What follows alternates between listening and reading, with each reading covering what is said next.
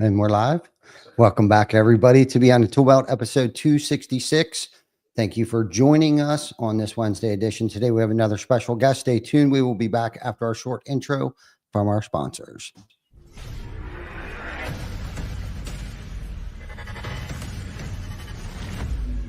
TC Backer. Roofing, siding, windows, gutters, solar. Roofing, siding, windows, gutters, solar. TC Backer.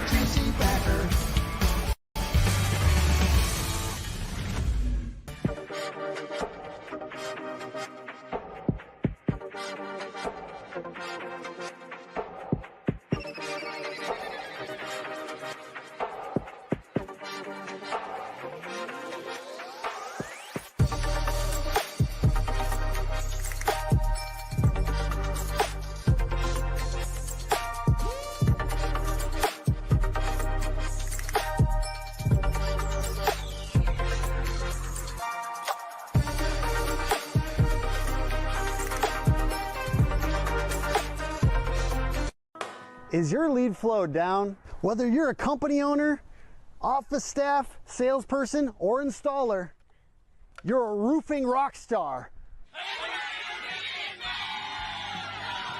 We help you get more leads with custom SEO, Google Ads, and a pro website.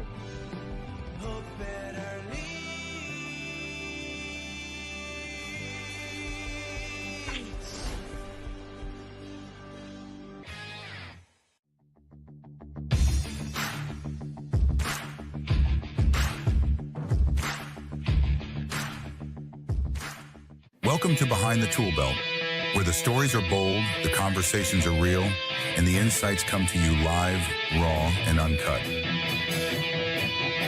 Every week, host Ty Cobb Backer sits down with game changers, trailblazers, and industry leaders who aren't afraid to tell it like it is. No filters, no scripts, just the truth. Please welcome your host of Behind the ToolBelt, Ty Cobb Backer. Hey, with no further ado, we made it to 12:30. That's not too bad. Yeah. So thank you for those that have hung in there and waited, and that they know, Daniel, that the one time that we did actually start on time, people got pissed off. So don't. Well, that's good. That's good. Yeah. Don't worry about any of that. But thank you for everybody for tuning in once again on these Wednesday editions of Behind the ToolBelt.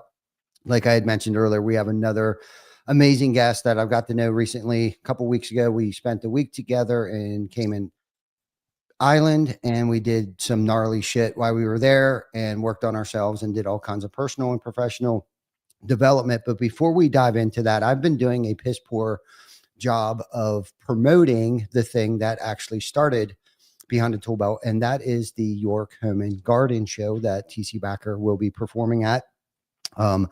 The week of February 7th through the 9th, which is actually the weekend of Super Bowl Sunday, that Sunday. But I always, I think the past, 2 years, I've done a shitty job, and not that I've necessarily forgot where I come from, bum kind of thing, but I actually found the actual iPhone 8 that started all of the Behind the ToolBelt at a home show promoting one of our charitable events. We didn't know how to promote our charitable event. Somebody said, hey, do a Facebook Live. Ta-da, I'm Ty Backer with TC Backer Construction. Come on down to the York Home and Garden Show and bid on our auction items that our team has built. So once again, 5th year in a row, we've built all kinds of really nice stuff like planter boxes, gazebo type of trellis things with benches and flower pots and all that stuff. And we're going to fill this stuff up with mulch and topsoil. And there, as you can see, there is a, what do you call that? That's it's the thing that makes plants grow quicker and faster inside the freaking greenhouse. Yeah. Freaking greenhouse. Yeah. my went blank there. So our team actually built multiple pieces. This is just some of what you're going to see if you come down. We actually have free passes. So if you didn't want to actually attend the home show because you're not interested in a new kitchen, bathroom, roof, or anything like that, and you want to come down and actually purchase one of these, because this year we are not doing a silent auction. We've actually put a price tag on each one of these items. So if you want to come down, not have to pay to get into the home show, just come down and come to TC Backer, or just message me the weekend of that, and I will meet you outside and give you a free pass to get in. So that's that. I just wanted to make sure that we were plugging that, because typically years prior to last year and this year, because I've done such a piss poor job of promoting the home and garden show. And so everybody knows that every single dollar will be donated to a nonprofit organization called Workforce Now. Okay. That's the whole point of this. I failed to mention that, but the Workforce Now is a nonprofit organization that encourages students to get into the trades. And for those of you that know me and those that I'm close with, hold, the trades near and dear to our hearts. So let's not forget why we're doing this today, and how this thing got started. So get your butt down there, buy a piece. Every single dime will be donated to Workforce Now. So, all right, Daniel, is it Danny, Daniel? It is 100% Daniel Okay. For sure. Okay. 100% Daniel. Yeah. It's a pet peeve actually, of like the Danny's and all that. And to the point, like I'll purposely not respond to people. And I have people who absolutely are like, hey, Dan, hey, Dan. And I'm like, nope, not doing it. So, okay. Now that I knew that, that's not good. Yeah. All good on my end. Okay, good. So Daniel's son, my friend, the great Robosky. Let's dive right into, I kind of, Dan, you're the founder of Quantifi. You do Robosky, consulting, all these great, wonderful things. For those that are listening or soon to tune in on this, let's start with Quantifi. Like what is Quantifi? At its core, it's a fractional COO company. So we have a lot of, like, you see a lot of fractional CFOs, CEOs. The operations side of the space is usually underutilized and overlooked a lot of times, just in that, especially in the home service side of the world, guys are really focused on like how to make that next dollar, and then selling their way through a lot of problems, and implementing processes and policies within their companies is something that they tend to do as an afterthought. So we started Quantifi to be more of a part-time element for a lot of these guys to be able to do those things without spending the money on a full-time COO a lot of times. So it's a cool experience. We get to step in and help companies identify sometimes where the problems actually lie, as opposed to where they think they lie, and help them build out, structure and process to overcome some of those obstacles and create efficiencies within their company. So it's easy answer. It's kind of a fractional COO company. We just do a lot of operational consulting for guys. Nice. Now, does the consulting aspect complement Quantifi, or is that two separate things? Those are two separate things. So Robosky Consulting by name is a little bit confusing, but it's a public adjusting firm. So I started in roofing back in 2014. Over the years, got tired of arguing with insurance companies, so I went and pulled my PA license. And right about the time they were really starting to implement the UPPA laws in different states that would prevent contractors from arguing policy items and things like that. So we started Robosky Consulting, honestly, because we started in Texas, and Texas has some weird name laws. So we tried 6 or 7 different names because we didn't want to have our last name be attached to it. And every time we submitted something, the state denied it. And so finally, we're just like, screw it, it'll be Robosky Consulting. And here we are. So that is primarily a public adjusting firm. We handle a few hundred claims a year across the country for different contractors and clients. And so they, in a weird way, they can complement each other, but we're very, very focused on not creating any sort of potential conflict between who may use us for operational things and then who may use us for PA work. Yeah. So, okay. So over on the Quantified side, give me an example of something you would do when you came in to help consult a company. So the first thing we do, we run a 2-day in person with every company that we onboard. And the reason that we do that is we want to physically see where they're working out of, and because a lot of guys don't have offices, a lot of guys are working out of a home office or whatever the case is, and sometimes that may be the issue that they're trying to overcome. But it's a lot harder for guys to graze over certain topics when you're sitting there in front of them, right? If you're on a phone call with them and you're like, well, how are you guys doing on, profit margins? They could be like, oh, I'm at 45. And then you don't get to see the facial expressions or the body language that goes along with that. And so we dive really heavily into the finance side of it, just from a profit margin, inefficient spending perspective. We look at if there is any sort of structural platform that they use regarding any sort of process, right? So what we find is that a lot of companies focus very, very heavily on the sales process side of things, because that's what makes them their money. It's all the back end processes that they struggle with. So I'll give an example. So like we went into one company and we found, from a lead closure perspective, they were closing like 18% of their leads, and they got, around 3,000 leads a year. And we can correlate that to a dollar amount, and that's usually where we end up having to go. But for them, it was like, if we could increase the efficiency of your guys closing these leads by 5%, that's another $500,000 in revenue for you guys. So we start to look at things like that. We try to find the most incremental changes that we can make that have the largest impact. And a lot of times it's getting past the owner's ego. It's a lot of times getting past their nervousness about scaling. And a lot of times they think they have a grasp on what the problem is, or the health of their company. And it takes an outside party who, I don't have an interest in sabotaging your company, right? The whole point of me coming in is to help you see something through a different lens. And so we try to find those things. And I can tell you 100% of the time we find something, right? Mhm. And because there's always the, hey, how do we validate your cost version of that conversation too? And usually we can find that pretty quickly. But the whole point for us is to create efficiencies where there is none. And the idea, we built Quantifi to be a feeder into these larger operating systems, right? So we have a designed exit from our firm. So at 12 months, you should be moving on. You should be moving on to an EOS and Empire, Clockwork, some of these larger operating systems, because we've built this to kind of be a precursor to those things. So we work with a lot of, small 2 and 3 man teams that do $2 to $8 million in the space, and they know they need to start delegating, they need to start having structure. And so we help work with them on a lot of those things.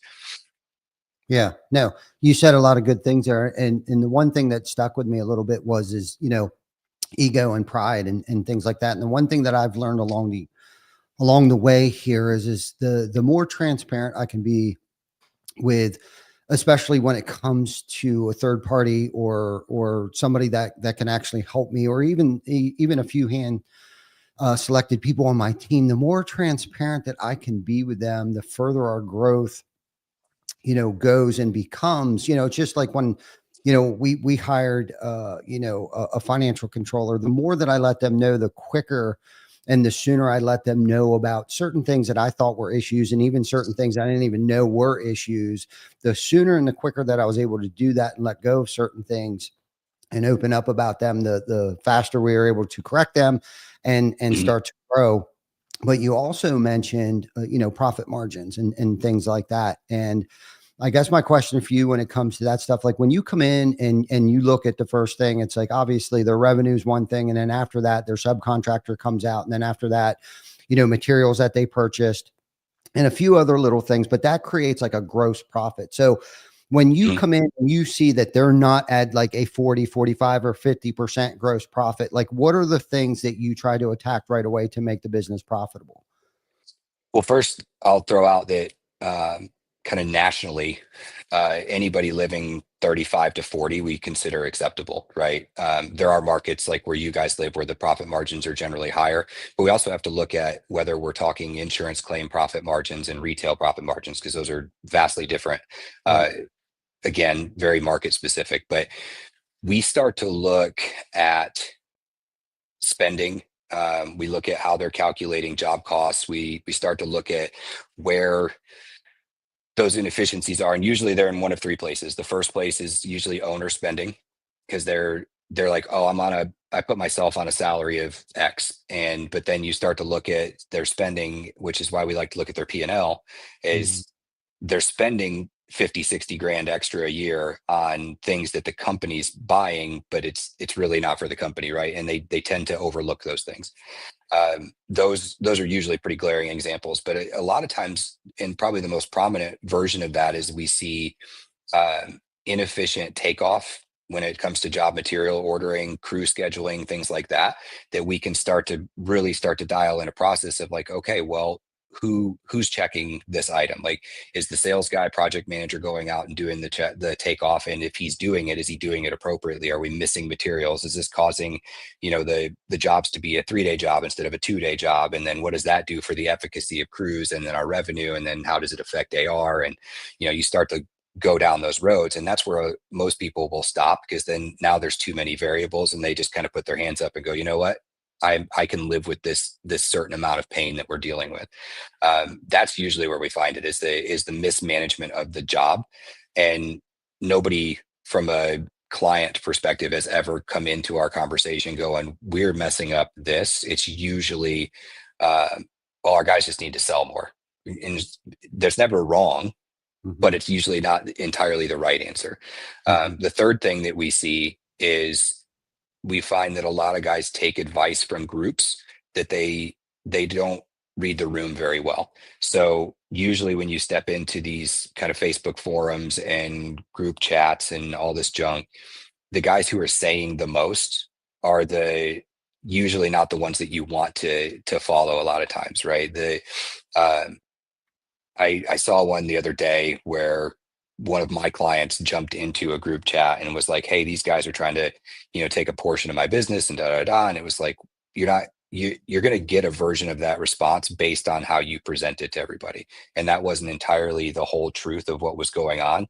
But the version that he got in response was all these business owners going, yeah, screw that. Tell those guys to kick rocks. You can fight, like, if they're not willing to just be part of the team, tell them to go home. And, there's always, you're always fighting against the whatever version of advice that they've gotten from anybody else in the industry. And it's like, well, you're paying me, right? So I have an interest in making sure that I'm giving you good advice and steering you in the right direction. The guy on Facebook who's sitting there commenting on your post doesn't really have a vested interest in your business. And he's just arbitrarily throwing information out there, and you can take it for what you want. But I'm just saying, if I'm paying somebody for their advice, I'm going to take their advice. Yeah. It's kind of the way that I look at it anyway. So. Yeah, no, great response to that question. Cause that, a lot of people, and this is the thing, a lot of people don't know how to figure out, the difference between gross and net, let alone, and the most difficult part, at least for me over the years, was trying to quantify, no pun intended, my overhead, like where and how much is my overhead. But most importantly, I think the thing that we've discovered here is if I'm bidding jobs and we're not making a 35% net profit on something, that correlates to the gross profit of the company. You know what I'm saying? So if we're consistently bidding stuff and we're only making 19%, because a lot of people, I don't think they even understand the difference between gross and net on a P&L. Now, the gross profit on each particular job, and if you're at 19%, that's gonna correlate into your gross profit, and then that only leaves you 19% to work with for the cost of doing business. That's fuel, that's insurances, that's payroll, that's everything, the cable bills, the Wi-Fi, your computers, and all that stuff there. And I think it's pretty cool that that you do something like this, but on more of a personal note and question, I'm going to kind of shift the conversation here a little bit, to more of like personal development and professional development and things like that. But what do you think sets you on the path of starting to help people in businesses, right? Because I know you, I know you enough, and I've heard overheard some conversation. I knew you were in the military and a couple other things. And I want to go down that rabbit hole a little bit later, but what do you think sets you on this journey of wanting to help people in businesses? So I've always been that personality type of wanting to help people regardless, right? It's kind of been this stamp of like everywhere you go. And I teach my kids this. It's like, you always want to leave a scenario better than you left it. You always want to be able to walk away from a situation or a relationship looking at it and saying, well, I've left a positive impact here. I've done something positive. You don't ever want the adverse side of that, right? And so that's kind of just always who I've been. And then obviously going into the military and doing all that, like, kind of compounds that. As far as on the business side of things, I think just very similar to a lot of other people in this industry, you get screwed over a handful of times by people that you trust or that you've worked with. And you're kind of faced with that choice of, do I kind of harden the exterior and kind of just be very self-serving and worry only about my own success and productivity? Or do you say, I'm going to make sure that I'm not the catalyst to some of those people affecting other people? And then how do you do that in a positive manner? So I've always kind of just leaned into the karma will find its way to deal with the people who screw other people over and do adverse things to folks. I'm just always going to do what I need to do to be on the right side of right. And with that, I got really good at working myself out of companies. So the last probably 4 or 5 companies that I've worked for kind of W-2 full time, we always hit one of 2 thresholds of either they have a ceiling and we can't move past that, and we've built everything that we need to build internally, and then they're spending money on me for no further growth because they've kind of put their own ceiling on things. Alternatively, we get to a point where we're starting to butt heads because as a good COO or a good operations director or whatever title you want to put on it, there should be an expectation of reputation and authority within your company. Like if I become the COO of TC Backer tomorrow, there should be an expectation that I have a certain authority in there. And it's not a challenge of your authority, but it's an implementation of somebody new who has a very specific role. Egos get in people's way. And the amount of CEOs that I've butted heads with over the years where they're just like, I've literally had one say, if number 2 has more authority than number 1, then we need to rethink this whole scenario. And I was like, if you see it that way, then I'll just go. We're not going to overcome this. And so knowing that one of those 2 scenarios tends to happen is how I just kind of got into the fractional side of things, which actually I like better because I get to jump in, I get to leave an impact on a company and help them grow. And there's usually a tangible result there. We can see it. We chart everything out and we can look at trajectories and all that cool, graphs and pie charts and all that junk. I get the self-satisfaction of being able to do that now with 20 to 30 companies at the same time, as opposed to 1 or 2. Yeah. So. Yeah, no, I like how you kind of fell into, it sounds like you kind of fell into Quantifi because of your past experiences and stuff like that. But do you think because of your past experiences, like jobs, your upbringing, good experiences, bad experiences, personal tragedies, personal wins, made you who you are today and do what it is that you do? I think so. Yeah. And you and I, obviously we've interacted in a handful of different times. We haven't really got to know each other very well, except for the last few weeks. And one of the things that you'll figure out about me is that I don't ever get worked up about anything. I am constantly calm, and that's a byproduct of my past. Right. One of the companies I work for, they went and got a shirt that said steady 6 on it because they said on a scale of 1 to 10, you're always at a 6. Like there's never an upkick or a downfall. And that is absolutely a byproduct of trauma, if that's what you want to look at it.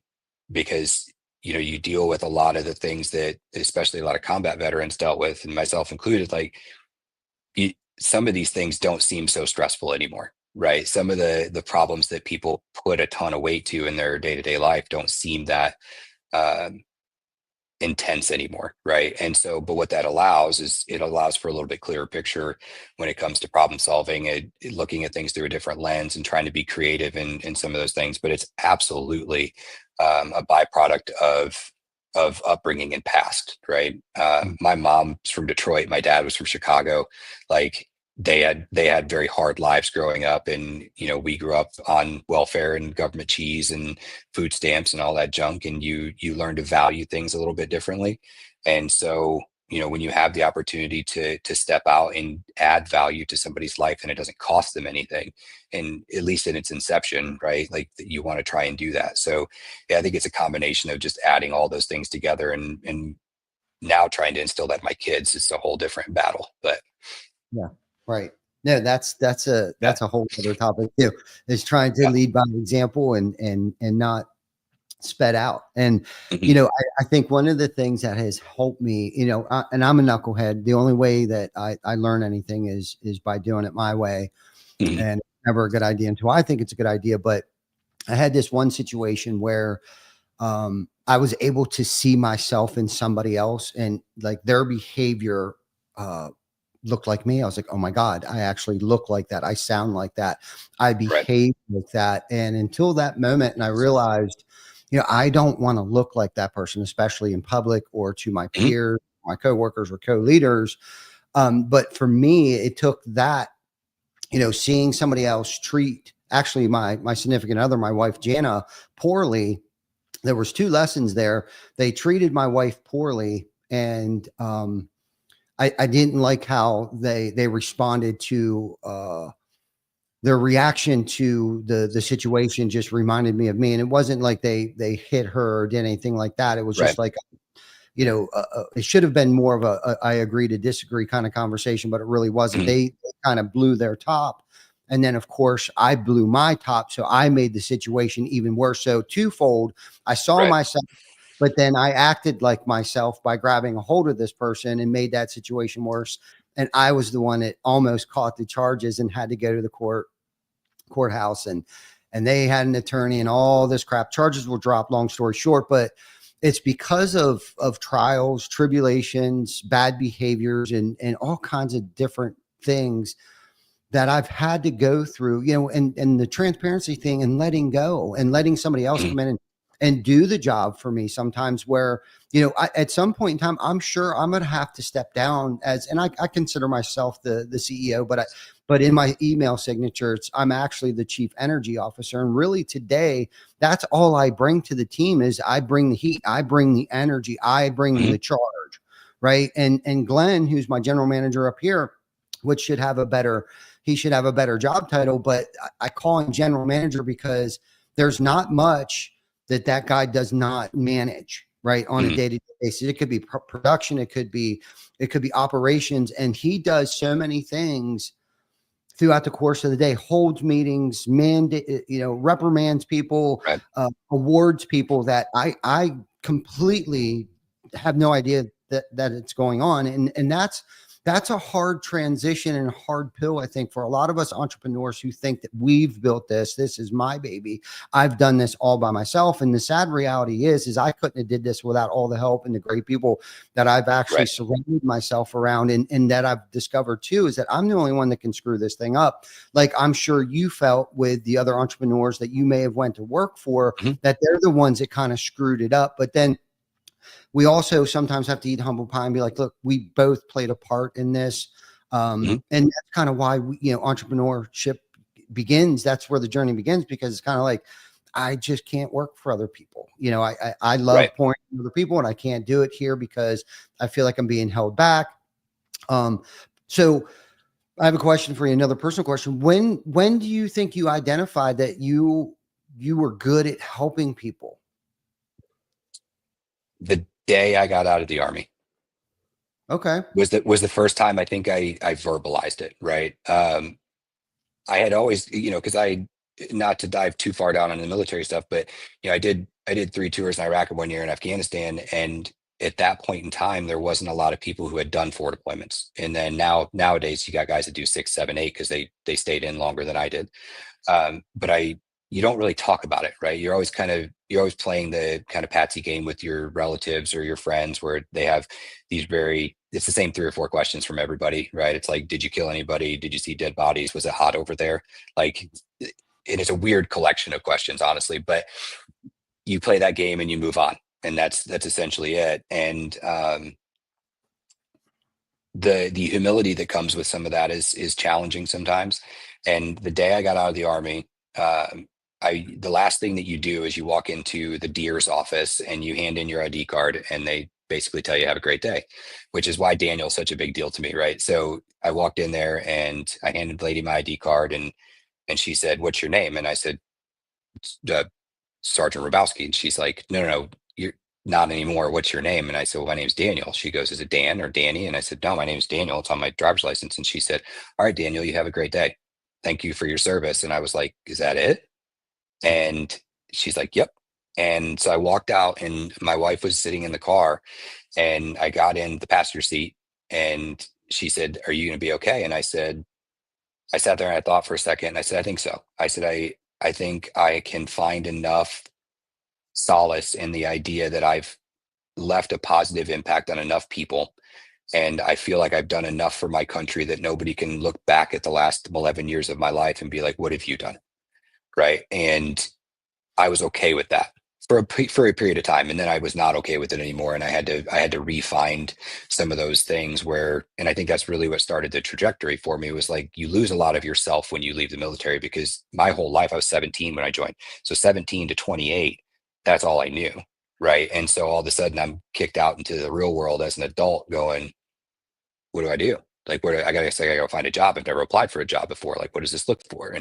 And you lose a lot of yourself in that. And I found that the path forward for me, like my own version of medicine, was, if I'm doing good by somebody, I have that, right? Like I'm still a person who is positively impacting other people. And to your point earlier, you were talking about seeing yourself in that this version where you're like, I don't like that person. I've had that as well. And when Amy and I was dating, I was still in, and she was talking about all the combat time that I had had. And I just told her, I said, I don't ever want to walk into a room and people see me walk in and go, oh shit, that dude's been through some stuff. Right. Like, and I'm confident that I've spent so much of my life navigating that space that when I walk into a room, nobody says that, because I don't want them to. Right. I could absolutely walk into a space and have that, that 1,000-yard stare and the just general, been through some stuff look. And I don't want the sympathy. I don't care to have the attention now. I used to hate it, but I feel like I've helped a lot of people through their own traumas by being there and opening up about my shit.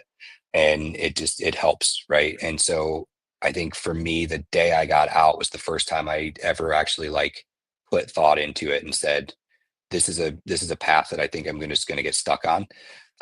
And I was hit or miss on it for a long time. And then in December of 2022, I had a buddy of mine pass away from complications from being deployed and whatever.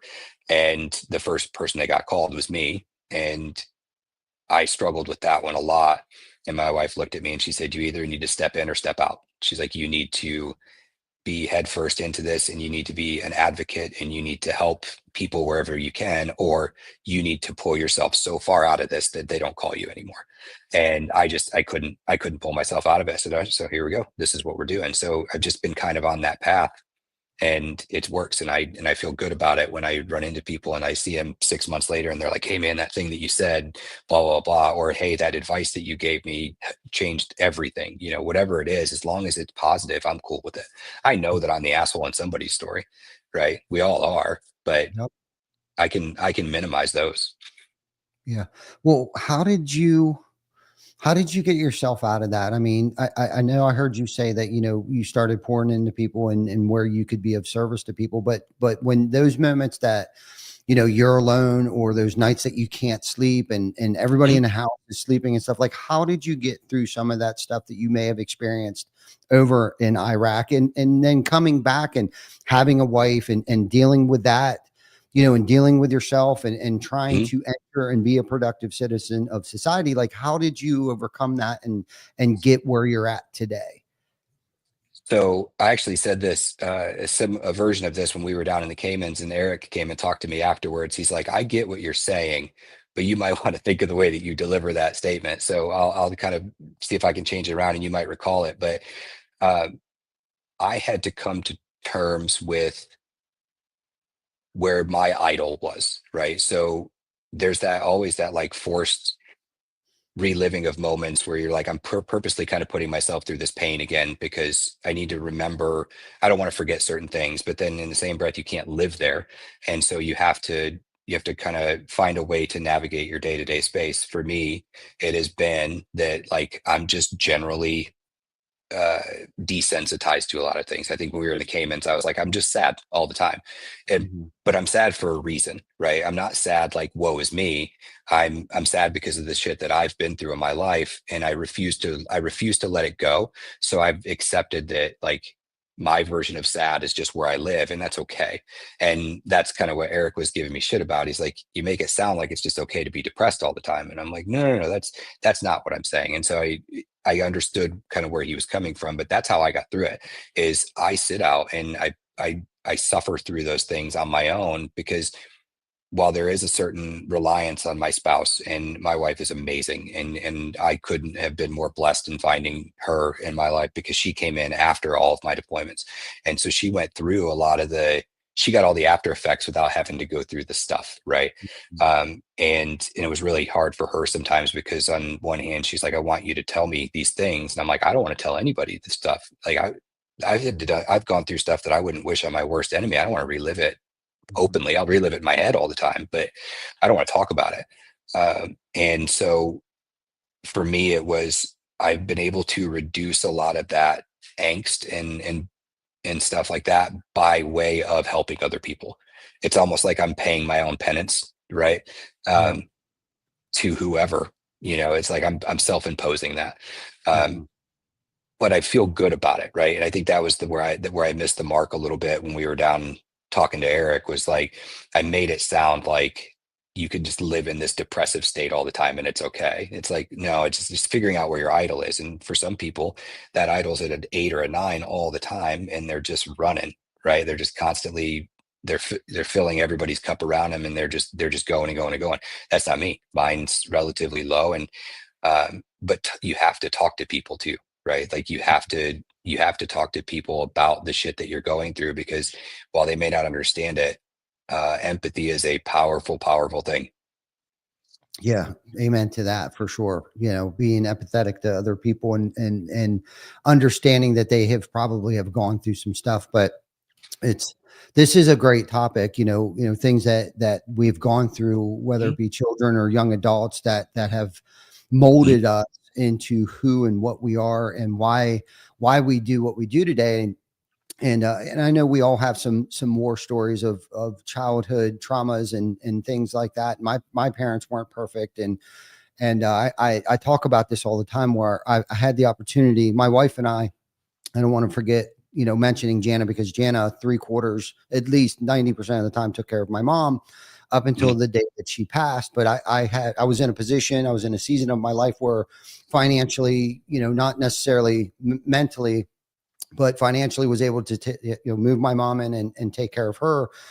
And one of the ways that I dealt with that grieving process was that my mom was very caring and giving, and was involved with so many different things. And some of the viewers that I see on here watching right now have heard this story 100 times, but it's true. It's the God's honest truth. How I dealt with that is the day that the Hearst came and picked my mother up.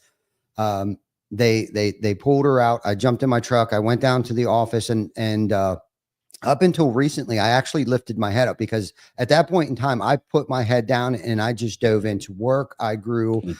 the businesses that I was involved with at that time. But the one thing that I swear to God that I was going to do is that I was going to fill her shoes. I was going to pick the torch up, and I was going to carry her legacy as Right. far as I could probably do, even if it killed me. I was going to carry her legacy. And what I mean by that is the things that she was involved with: the DARE program, the Exchange Club, the Chamber of Commerce, Summer Jubilee, Santa's Breakfast, all of these things that she would just, be a part of all these clubs, but she was more of the outreach and the committee. She was a part of the committees of helping the less fortunate and feeding Mhm. the less fortunate, clothing the less fortunate and stuff. And I swore to myself that I was going to be my mother's greatest accomplishment, no matter what. If her looking down at me, and I just want her to be so proud. And a lot of people can't say that about their parents. They might not have liked their parents, but I've Right. accepted a lot of things that my parents didn't do right, and I just knew that they did the best that they could. And I don't know if that's just because I can't live with resentment today, and I don't want to live with resentment. I don't always have to Right. be right either. It's like I would rather be loved than be right, and love. than it was, because I used to live life wanting to be right so much that it literally was spiritually killing me inside. But through all of those experiences that I've put myself through, and some of those things that I had no control over, have molded me into being the person that I am, and has helped me and motivate me to want to help people and other businesses and things. And that's kind of why I was going down this rabbit hole, because I really wanted to hear that from you, because what I'm picking up from the few times that we have had conversations, and some of the conversations I've overheard you having with some of the men while we were in Cayman, I felt like, Daniel's a good dude. And I guess my question for you, after listening to what you were saying, and this whole, you're a 6, and the, not depression, but the sad, like you're sad. Is this something that like you are working on, or is it something that you've accepted? Like, okay, I'm a 6, I'm sad, and I'm okay with that. Or is there something you've been doing to help yourself not be sad anymore?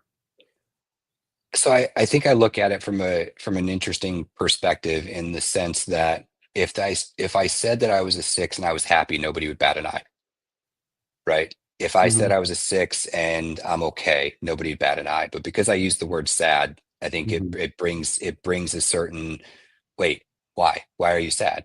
mhm, And the fact of the matter is that, eh, people's trauma is people's trauma, right? And mine's no heavier or lighter than yours, and how you want to handle it, or anybody else.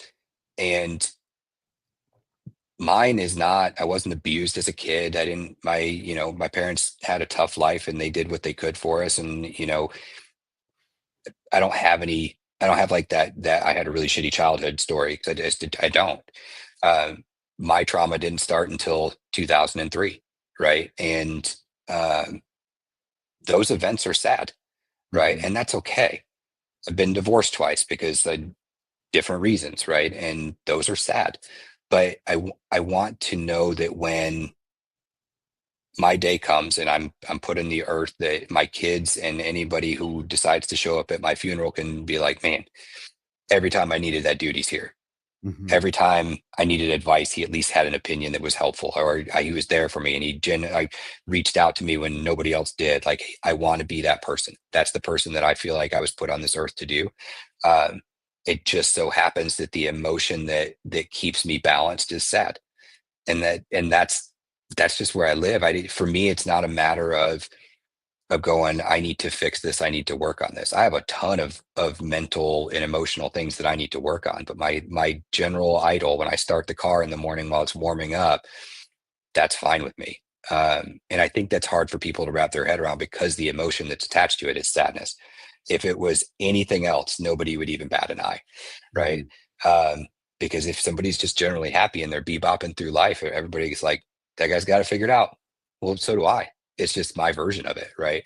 And I think that's something that, my youngest is autistic, and emotions are a big conversation for us in the house all the time. And anybody who's been around a kid with autism, they have big emotions, and they don't know how to handle them sometimes. And the conversation that I have consistently with my youngest is, look, buddy, you can have that emotion. Nobody, don't ever let anybody tell you not to have the emotion, but you have to be able to navigate it, right? And he doesn't know the stuff that I went through, and I would kind of keep it that way. But I feel like I would be a hypocrite in telling him that it's okay to have these emotions and you have to navigate them and do all that, if I wasn't doing the same thing. And I do. I practice that every single day, and I'm okay, because prior to those words coming out of my mouth, anybody who's ran into me at a convention or in public or on a job site or whatever would never be like, man, Daniel must be sad all the time. Right. That's just it. That's all internal. That's all where my head's at. So, I think it's always interesting to see people's reaction to that statement, because they kind of correlate sadness to some sort of negativity.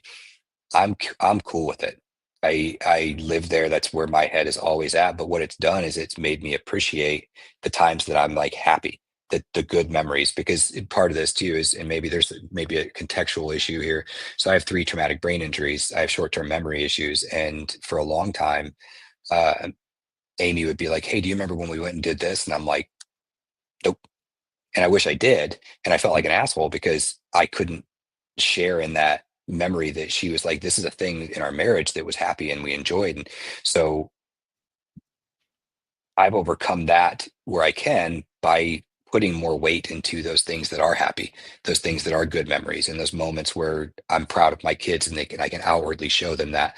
My wife's got the screensaver on her phone is a picture of Cooper jumping in my arms after a soccer game because he plays goalie, and he struggled for years of not overcoming the emotion or having goals scored on him, and it was this huge thing. And we started this thing where every game I tell him we have 5 things, and what are the 5 things? And one of them is being a good teammate, being a leader, recovering, being big, and being fast, right? And so he knows if I'm yelling numbers to him from the side of the field, he knows what I'm talking about. And number 3 is recover, and it's always that. And it's not physically recover like getting in your position; it's mentally recover because something adverse happened to you.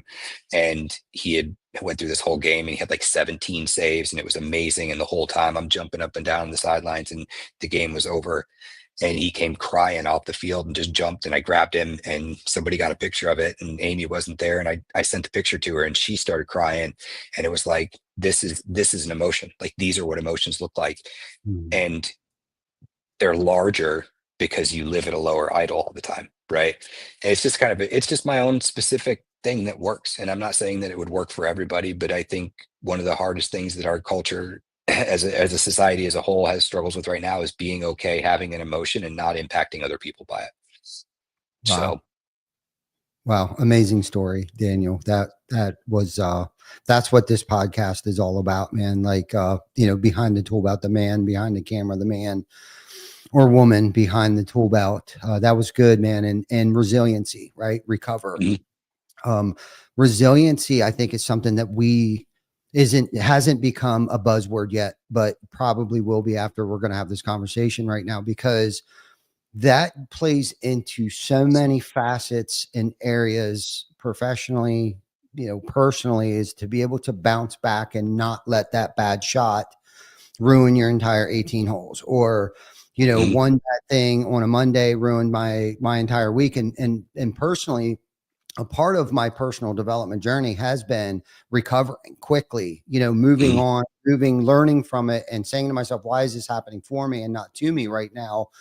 And personal development and professional development. Like, I guess I'll have a question in this for you someplace. What do you think is most important? Okay.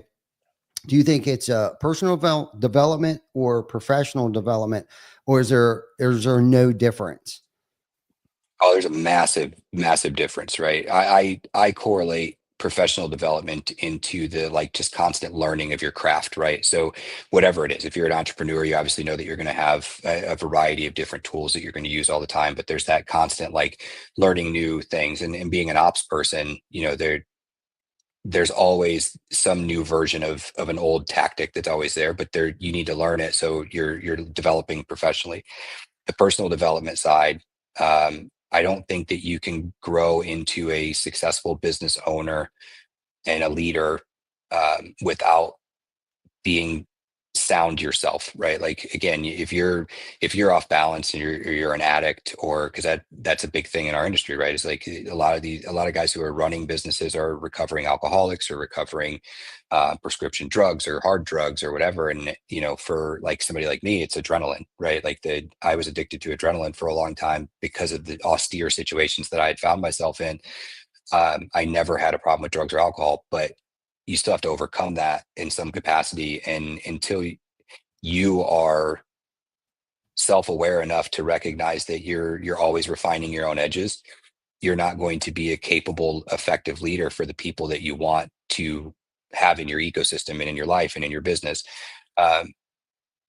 With that being said, the biggest thing that I have recognized is that the version that you have of yourself is very rarely the version that other people have of you.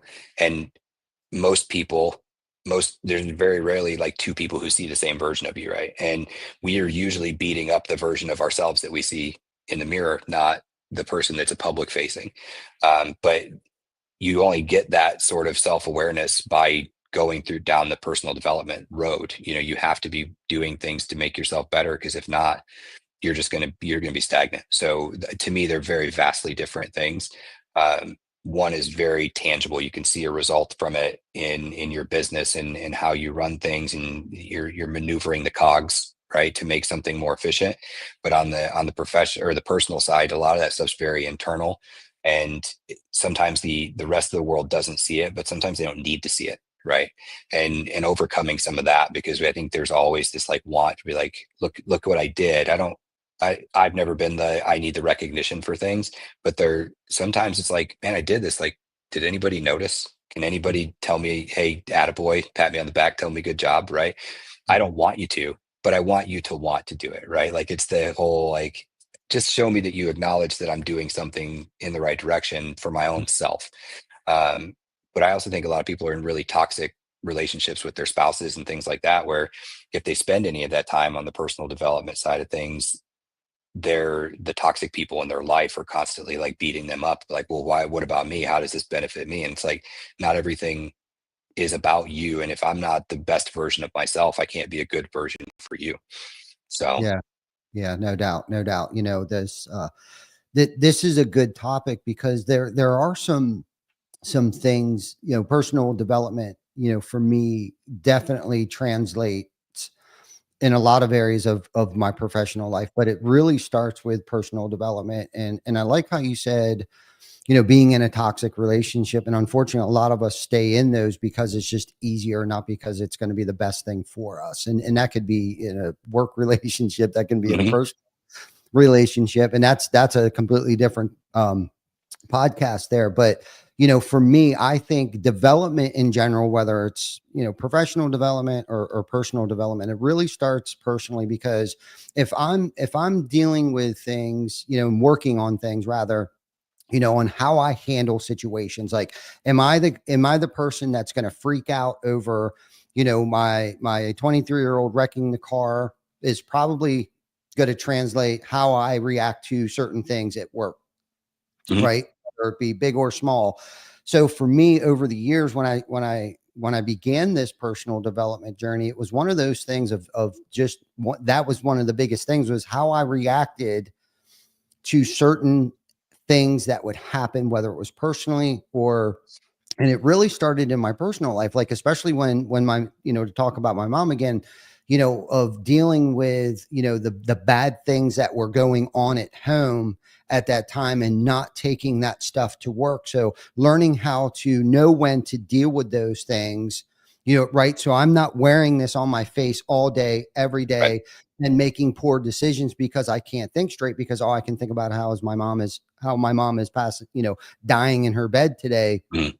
So I think for me, it starts at home. What am I doing? Am I eating right? Am I sleeping right? Am I exercising right? And this for me is like arming myself. So when I do leave the house in the morning and I'm reading and doing all of these things, I'm listening to podcasts, I'm attending, events like the one that we got to experience a couple of weeks ago and stuff like that. And then when I come home, I just feel so much more centered, and I Mhm. feel like I can deal with things better, especially pushing ourselves, scuba diving, was that your first time scuba diving?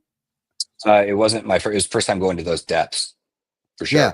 Yeah. So, okay. So you pushed yourself to those depths, and same Mhm. with me, jumped in that thing. So there's not much right now going on in my life that's going to be much worse than that. So, Right. so Yeah. in order for me to handle all of these smaller things, I have to continuously push myself outside of my comfort zone, literally preparing myself for bad shit to happen. Mhm. You know what I mean? And I think a lot of people are like, why would you want to put yourself through that when you can just sit on the house and collect Cheeto dust in your belly button all day? And it's like, that's just not how I want to live today. I want to continuously expand my mind, educate myself, because if I'm not continuously doing those things, what good am I to my family? And this is where the Mhm. selfish part comes in when you're in those toxic relationships, because it is at the end of the day, if I'm not eating, I can't feed others. So I need to continuously feed my brain, feed my belly good, Mhm. healthy things. I need to continuously work out and do these things, because if I'm not doing these things, then I'm actually, that's the selfish part of it. If I'm not taking care of myself to be around for my grandchildren and watch them graduate from college, that's a selfish in itself, a selfishness in itself of not me not taking care of myself, or continuously to smoke cigarettes, or all of these other bad habits that I used to have that I no longer have today. Wasn't just for me necessarily. It was, yes, it was me taking care of me, but it's so I'm here 20 or 30 years from now. Mhm. I went through a similar thing. So as far as like addiction and things like that go, the only thing I've ever been addicted to was cigarettes, and I smoked for 20 some odd years. And I actually, when I had lost all the weight, I had went in and I had a tummy tuck done. I got all the extra skin cut off, and the doctor messed it up, and I ended up spending 2 weeks in the heart unit. Well, so I went 3 weeks without a cigarette. And so I came out of the hospital, and my normal go-to would have, no matter what I was doing, would have immediately been, let's go to the gas station, grab a pack of cigarettes. And I just said, you know what, I'm gonna try to not do it this time. And I haven't had a cigarette in almost 2 years now. And you look back at those things and you're like, I recognized immediately that now I'm not so out of breath when my kids want to play, or if I have to go. Cooper and I started running in the mornings, and I, just because like he enjoys it. He hates getting up to do it, but he enjoys the time because we get to have conversations about, puberty and girls and all the stuff that he wants to talk about. I wouldn't have been able to do that if I was still smoking 2 packs a day, because I wouldn't have been able to breathe enough to do it. So you start to figure out that if the more you do take care of yourself, and it does seem counterintuitive, right? Because as a man, as a husband, as a father, you're always in this, I want to provide and give the best version of life to the people around me. But if you're not healthy and you're not taking care of yourself, you may get to do that for a minute, but it's a blip on the radar at some point where you can kind of forecast, hey, I'm not gonna be able to do this anymore. It's the same thing like when I was fat, like I was 315 pounds. I couldn't go do anything with my kids. My back hurt, my knees hurt, my ankles hurt. I was breathing hard all the time. It was just, nothing healthy. And the boys would have their friends, parents going out, and they're going hiking and they're going kayaking and they're doing all this shit. And I'm like, that looks fun. Not me, and you realize that the more you start to put effort into yourself, the better the result is for the people around you. While you could still be good and unhealthy, you get to be a lot better when you have your shit together. Yeah. And it's not easy. It's a lot of work taking care of yourself so you can take care of others. Mhm. Really, at the end of the day, that's what it is that we're doing, and if I wouldn't have gone on this, physical fitness journey, I wouldn't be able to, hang out as long as I could at, at a trade show.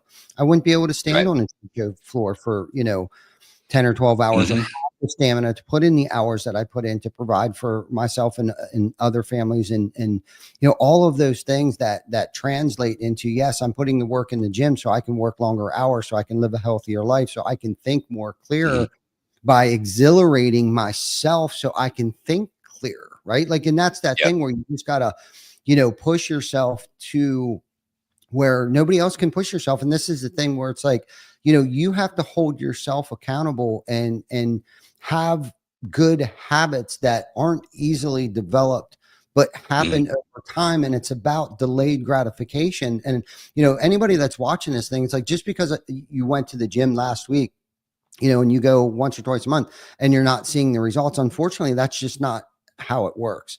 You got to stay consistent, figure out what it is that you got to work. Because one of the questions I was going to ask you earlier was like, how does somebody identify what it is that they need to personally work on? And I guess to answer the question that I may have had for you, I'm going to answer it, and for me, and this is for me, and you can still answer that question, but it's like, you were 315 pounds. You're like, obviously that's an issue. So what can I do? Whether get on a treadmill, have some medical procedures done, all of the things that, but you did it. And, but so that's one thing, but staying consistent with what it is that you're doing today, so you don't become 315 pounds again. Like, let's talk about that journey a little bit of like, okay, what was the paradigm shift for you? Was it because you couldn't hang out with your kids? Was it because you were running out of breath? Besides that, what made you want to make that switch to just live a healthier life? So I had a mixed bag of situations in that. But so first I had a big hole in my esophagus from the water in Iraq being overchlorinated and overchemicalized so we could drink it, right? And because they're pulling water out of the Euphrates River, which is like one of the nastiest rivers in the world, and it eroded this massive hole in my esophagus. So I had to have a procedure called a Nissen fundoplication done. So basically, they cut your esophagus off of your stomach, get rid of all the bad, and then reattach it. Basically, at that point, the stomach acid can't go anywhere and whatever. So I had that done in that'd have been 2014, I think. And I blew up after that. I got really, really big after that. And it's like the fat bastard from Austin Powers, right? Like I eat because I'm depressed because I eat. Like it was just that constant cycle all the time. And you'd work out consistently for a month and you'd lose 5 to 7 pounds, and then you'd gain 10 pounds back. And, you just kind of go through, and we tried every diet known to man. And then the Nissen actually started to fail. And the next step from a Nissen failing is a gastric bypass. So they're like, if it's not going to work, then we're going to do a whole bypass. So I was kind of in this position where it was like, so you're going to fix my esophagus and I'm going to lose a whole bunch of weight doing this. Like I should have done this years ago. Like we should have just skipped that step and done this right away. And so when I had that done, it was kind of this immediate, like you have to do like a pre-op diet so you can actually have the surgery. But to your point a minute ago about maintaining that consistency afterwards is, I've had when you're in that community, it's kind of this weird community where like there's Facebook groups of people who have all had bypasses or sleeves or whatever, and they document their weight loss journey and whatever. And we have some friends that did theirs and, have gained all the weight plus some back because they treated the bypass as this like magic solution to their problem. While it is, you still have to be consistent. And like, I don't drink anything carbonated. I try to consume less than like 30 grams of sugar a day, and I avoid bread as much as I can. But sometimes, you're out in restaurants or whatever, and you don't really you end up getting something with bread in it, whatever. But for the most part, I avoid all that stuff like the plague. And that's why I've been able to keep the weight off for multiple years, where we have friends that lost a ton and immediately gained it back because they immediately went back to drinking beer. Or we had one friend who went back to drinking red wine because she's like, well, it's not carbonated. It's like, it's all sugar. Like your body's retaining that. And so what I learned from that was that the diet that works, get rid of things that are bubbly, reduce your sugar, don't eat bread. Like if you could just do those 3 things, you'll lose a ton of weight. But I actually got down so low that my doctor was like, we're putting you on a cycle of steroids to put weight back on you. Because I got down to 164 and I'm 5'10", and I looked like a cancer patient. And so he's like, hey, we're going to put you on a cycle of steroids. I need you to work out every day for 8 weeks. And I was like, okay. And we did that, and we got up to like 205, and I sit between 205 and 215 all the time now, and I feel good here. But I work out at least 3 times a week, and I eat relatively healthy, and I'm active. I don't sit all day long like I used to. And you have to create those consistencies in your life, or you're just going to fall right back into the same thing. So, I think that's why dieting is such a struggle for people, is because they see that immediate loss of a few pounds because their body's in shock, and then they fall off the wagon and they put more pounds back on, and it becomes this weird cycle. But the same thing exists for addiction, right? Like there are plenty of days I'd love to have a cigarette, but I know as soon as I have one, I'm going to have 2, and then I'm going to have a pack, and then I'm going to be stuck there for the next 20 years, so I just don't do it. But I see guys all the time that toe that line where they're like, oh, I only have a cigarette when I'm drinking. And it's like, okay, how often are you drinking? But I think you have to create those consistencies, and habits are not something that happen immediately, right? They're formed over time. And honestly, I wish I had better habits. I wish that I was more consistent in my working out. I wish I was more consistent in some of these things. And all you can do is work on them. So, yeah. And it's never too late. It's never too late. And it has to start somewhere. Anytime I start slacking off, and it doesn't matter what time of day or how much I ate that day, I say to myself, it can happen now. Right. And I tend to fast. I'll do intermittent fasting. And that seems to work really for me, especially coming up on, I'm not a spring chicken anymore. I'm 50 years old. So it's hard for me, kick in my metabolism, especially if I'm eating Cheetos laying in bed at night. And that, I know for me, that is a metabolism killer, and so we've kind of removed those things. Like I don't have I like Swedish fish. I like Twizzlers. I Mhm. like all that stuff. And I had a whole drawer next to my bed. And one night I ate like a half a bag of Twizzlers. And I was like, you know what? I just picked them up. And this was about a month or two or maybe 3 ago. And I'm in a comfortable weight, but I know what it's going to do to me. Like I started to slip again. And God bless Jana. She knows I love that shit. So when she's at the grocery store, she'll pick this stuff up. I picked it all out of the drawer and I went out to the trash can and I threw it in the trash can. And this was probably 10:30 at night, but that's where it started for me. Again, Right. Yeah. 10:30 at night. I don't have to wait till, tomorrow night. I don't have to wait till 7 a.m. in the morning. It's like, if you make that conscious decision, it can happen at midnight. It can happen at 1:30 in the afternoon. It doesn't matter, and like you said, I loved how you said, like, cut out the carbs, cut out the sugar, sodas, Red Bulls, things like that I've removed. I'm down to 1 cup of coffee in the morning. That's it. I've noticed that Mhm. has done so many things psychologically, physically, and mentally for me by just drinking 1 cup of coffee a day. Mhm. Now I will have the occasional Red Bull, but I Mhm. don't drink like 3 or 4 or 5 or 6 a day anymore. I don't do Right. those horrible things to my body anymore. And it's tough. It's not easy. And I think for me, I am my own worst critic, man. I will kick the shit out of myself worse than anyone else could Mhm. possibly say or do to me on any given day. But it's like, it's okay to start over and it can start at any time, I guess is, the Yeah. moral of the story. Yeah. You don't have to start the diet on Monday. Right. Right? Like, you could start it on a Thursday, you'll be fine. You don't have to start that workout plan on a Monday. Just because, your workout regimen that you Googled says on Monday do this, on Wednesday do this, like, cool, start your workout on a Wednesday. Who gives a shit? Like, that's the big thing. It's the New Year's resolution idea, right? Like, well, we're halfway through December. I'll start on January 1st. And be like, well, you'll be done by January 2nd, you know? Mm. But no, I love that, because that's absolutely right. It's like, you don't have to wait. It can start. You know how many times I've thrown packs of cigarettes away like that, and Mhm. then you go dig them out of the trash because you're an addict. Mhm. Mhm. I've done that. Yeah, Yeah, no doubt. No doubt. yeah, Well, cool, man. yeah. What a great conversation, Daniel. Um, I will probably end up calling you Danny or Dan at some point in time.